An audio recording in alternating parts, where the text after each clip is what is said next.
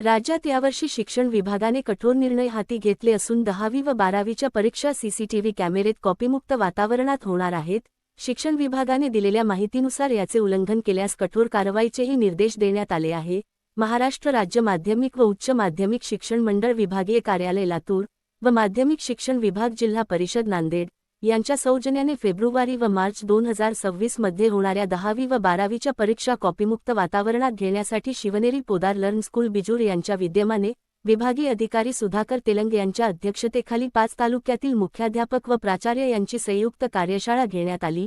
यावेळी परीक्षा केंद्र परिसरातील बाबी व मूलभूत सुविधांचा अहवाल 15 जानेवारीपर्यंत सादर करण्याचे निर्देश मुख्याध्यापक व संस्थाचालक यांना देण्यात आले आहे। AR न्यूजसाठी शेख आरिफ, नायगाव, नांदेड। यावर्षी खऱ्या अर्थानं 2 प्रकारचे नवीन घटक यामध्ये दिसून येत आहेत परीक्षेमध्ये।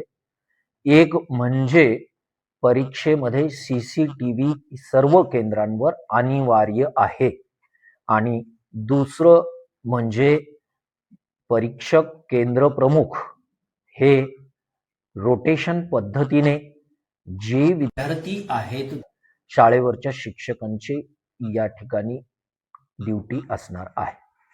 विद्यार्थी आणि पालक जे नांदेड जिल्हा आणि हा जो परिसर आहे या परिसरामध्ये एवढंच सांगायचंय की गुणवत्तेनं पास झालेला विद्यार्थी हा जीवनामध्ये कुठेच थांबत नाही, तो त्याच्या जीवनामध्ये यशस्वी होत असतो।